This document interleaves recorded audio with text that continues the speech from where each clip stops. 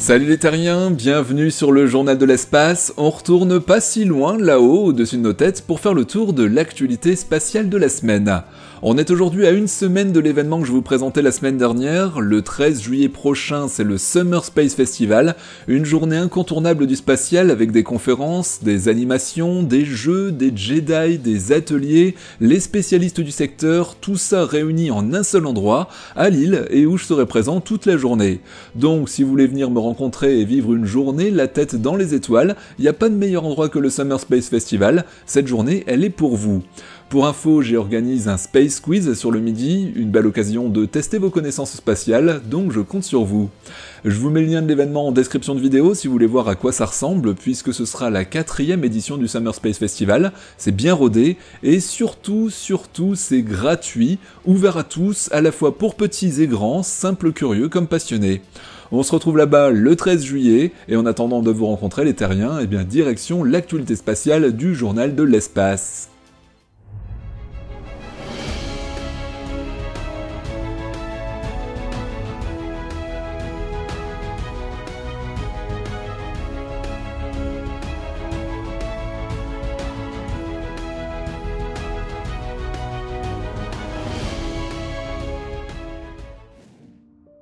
Et si une éventuelle civilisation extraterrestre modifiait une planète de leur système solaire pour, par exemple, augmenter sa température ? Aussi incroyable que cela puisse paraître, si c'était le cas, alors nous pourrions d'ores et déjà le détecter. En tout cas, c'est ce qu'une nouvelle étude de l'université Riverside en Californie envisage très sérieusement. Les auteurs ont réussi à identifier des gaz à effet de serre artificiels très spécifiques qui pourraient permettre de détecter une planète terraformée.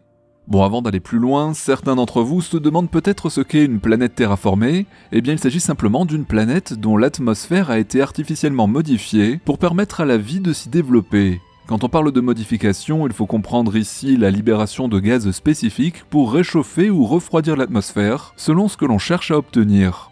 Selon cette étude, ce sont justement ces gaz qui pourraient être détectés, et même à de très faibles concentrations. Le gros avantage ici, c'est que ce serait tout à fait possible avec la technologie actuelle, et notamment les instruments embarqués par le fantastique télescope spatial James Webb. Bien que ces gaz polluants aient des effets négatifs sur le climat terrestre, ils pourraient être intentionnellement utilisés sur une exoplanète pour la rendre habitable. C'est en tout cas ce que pense l'astrobiologiste Edward Schwierterman, l'auteur principal de cette étude. Pour lui, étant donné que ces gaz ne sont pas naturellement présents en quantité significative, leur détection en grand nombre indiquerait sans aucun doute possible des formes de vie intelligentes utilisant de la technologie climatique. Ces traces de gaz, c'est ce que l'on appelle aussi des technosignatures. Comme je vous le disais, les chercheurs ont identifié très précisément 5 gaz. Ils sont utilisés sur Terre dans des processus industriels, comme par exemple la fabrication de puces informatiques. Ce sont des versions fluorées de méthane, d'éthane et de propane, ainsi que des gaz composés d'azote ou de soufre associés au fluor. D'ailleurs, une autre étude parue dans l'Astrophysical Journal s'est amusée à quantifier leur pouvoir de terraformation, et vous allez voir que certains peuvent être diablement efficaces quand on veut réchauffer une planète. Par exemple, l'hexafluorure de soufre a un effet réchauffant 23 500 fois supérieur à celui du dioxyde de carbone, donc même une petite quantité utilisée par des ingénieurs extraterrestres pourrait réchauffer suffisamment une planète gelée pour, par exemple, maintenir l'eau à l'état liquide et favoriser l'émergence de la vie. Ces gaz bien particuliers ont un autre avantage quand on veut terraformer une planète, ils ont une durée de vie exceptionnellement longue, et quand je dis longue, ce n'est pas 10 ans ni 100 ans, non, c'est 50 000 ans. Du coup, c'est pratique, pas besoin de revenir trop souvent pour réapprovisionner en gaz la planète. Les scientifiques ont exclu de leur liste de gaz les fameux CFC, tristement connus sur Terre pour réchauffer notre atmosphère, mais surtout pour détruire la couche d'ozone qui nous protège des rayonnements nocifs du soleil. Or les gaz entièrement fluorés dont nous venons de parler n'ont pas ce problème car ils sont chimiquement inertes. Bon, maintenant que l'on sait quoi détecter, il faut être capable de le faire, et c'est là que ça devient passionnant car notre technologie actuelle permet déjà de le faire. Aujourd'hui, nous sommes capables de distinguer une seule de ces molécules fluorées sur 1 million, ce qui est largement suffisant pour modifier le climat d'une planète. Si bien sûr les chercheurs ne peuvent pas encore estimer la probabilité de découvrir ces gaz, ils sont convaincus que les missions actuelles seraient capables de les détecter s'ils existent. En clair, pas besoin de développer de coûteux outils pour chercher ces nouvelles technosignatures, il suffit juste de savoir quoi chercher. D'ailleurs, un grand nombre de scientifiques sont déjà très enthousiastes à l'idée de pouvoir chercher autrement ces signes indirects d'ingénierie climatique extraterrestre, une méthode appréciée car plus réaliste que de chercher des mégastructures dont l'existence reste plus qu'hypothétique. Avec les nouveaux télescopes spatiaux, mais également les monstrueux télescopes terrestres existants et à venir, comme l'Extremely Large Telescope au Chili, nous sommes désormais la première génération de l'histoire à disposer de la technologie nécessaire pour rechercher à la fois la vie et l'intelligence dans notre voisinage galactique. Et en parlant de technologie, eh bien ça tombe bien car nous allons voir qu'une nouvelle découverte va peut-être permettre de booster les performances de nos télescopes terrestres actuels, une aubaine pour les chasseurs d'aliens.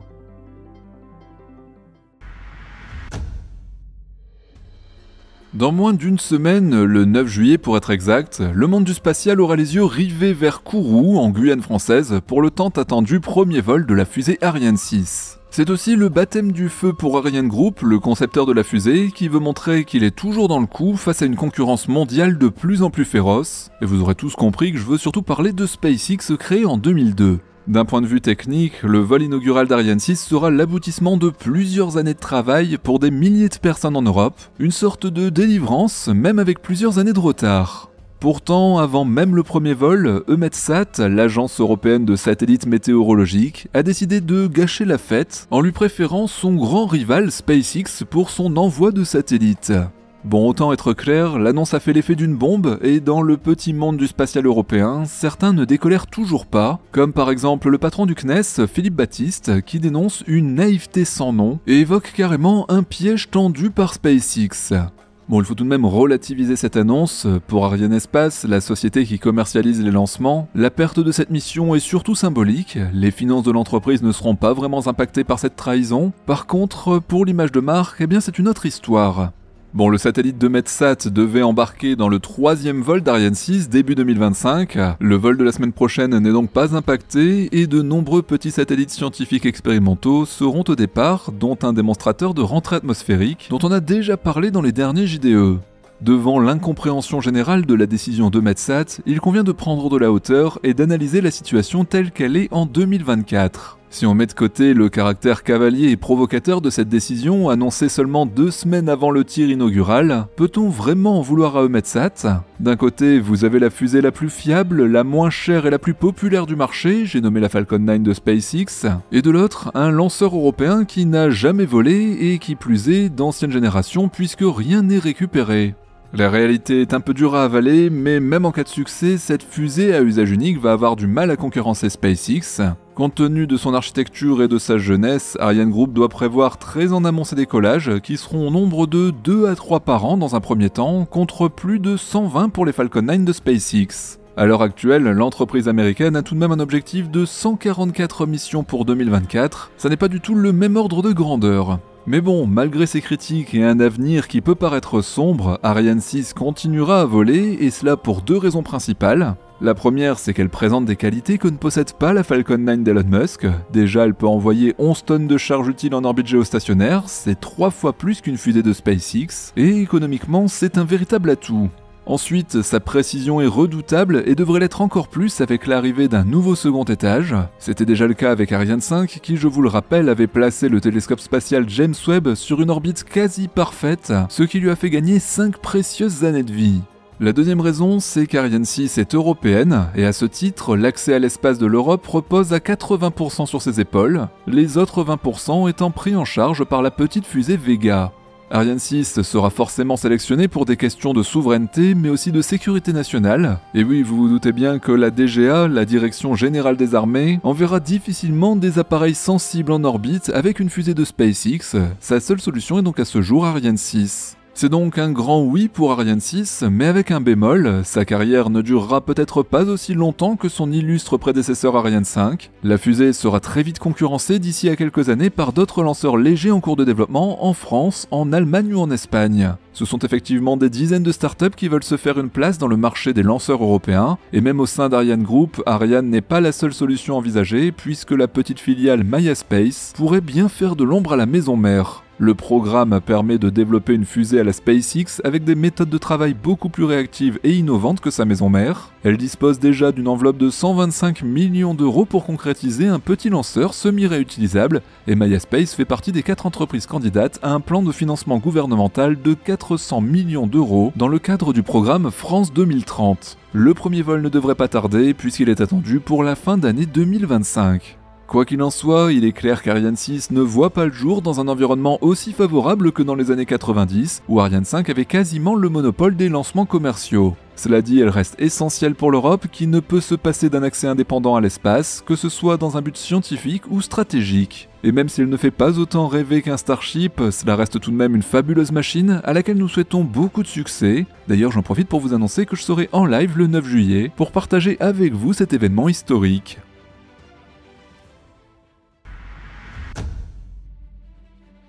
Au moment d'enregistrer cette vidéo, le nombre de mondes connus au-delà de notre système solaire s'élève à 6520. Ce chiffre peut sembler énorme, mais la plupart d'entre eux sont ce que l'on appelle des Jupiters chauds, de grosses planètes en orbite proche autour de leur étoile. En clair, ce ne sont pas des planètes rocheuses et encore moins des planètes habitables. Le saint graal de l'astronomie moderne, vous l'aurez compris, c'est de pouvoir observer les exoplanètes de type rocheuse comme notre planète Terre.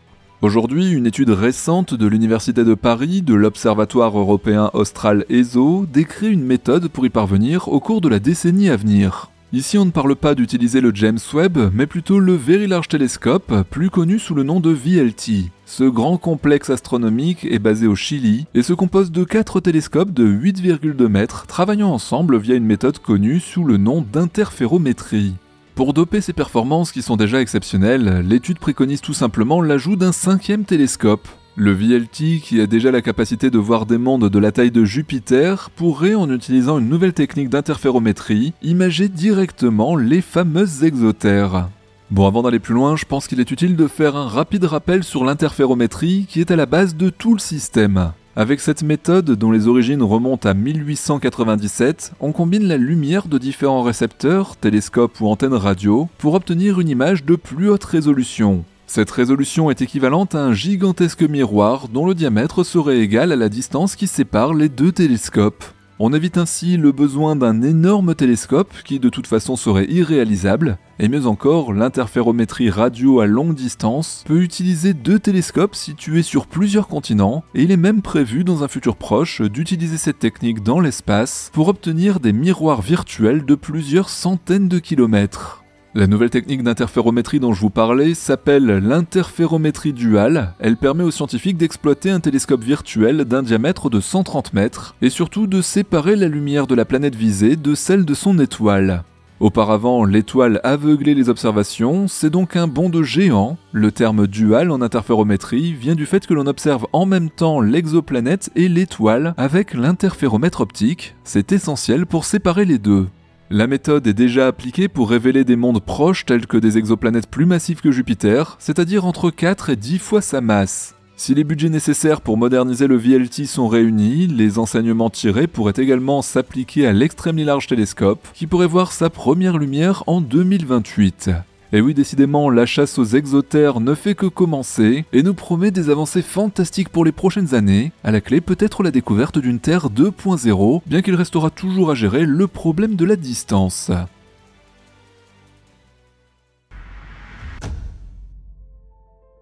L'utilisation du régolithe sur la Lune ou sur Mars pour fabriquer du carburant sur place, c'est un vieux rêve pour tous les ingénieurs du spatial. Techniquement, c'est tout à fait réalisable et de nombreux projets y vont de leurs solutions pour atteindre cet objectif. L'un des systèmes le plus aboutis est un robot très avancé baptisé en anglais RASOR, qui se traduit en français par Exploitation des systèmes de surface avancés régolithe.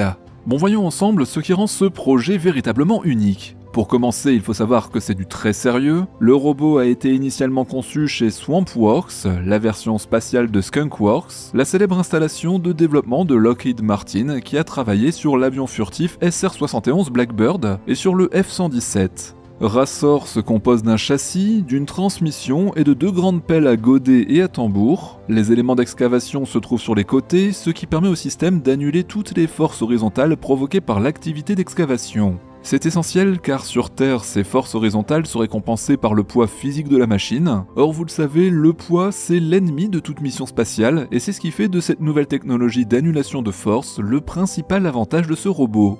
Le prototype RASOR 2.0 avait plusieurs objectifs de conception qui ont été guidés par l'analyse des roches prélevées par le rover Curiosity. On sait aujourd'hui qu'environ 2% du régolithe sur Mars est constitué d'eau, même dans les régions relativement sèches qui sont en dehors des pôles. C'est la collecte de cette eau qui pourrait permettre de ravitailler les fusées et d'approvisionner les colonies en eau potable, d'alimenter des boucliers de protection contre les radiations ou développer une agriculture martienne de base.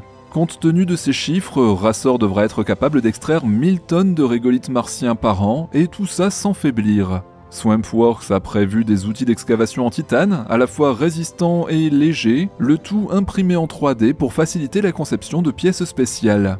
Le nouveau prototype présenté récemment a son poids réduit de 50% par rapport à la version originale et possède de nouvelles caméras à vision stéréo dopées à l'intelligence artificielle.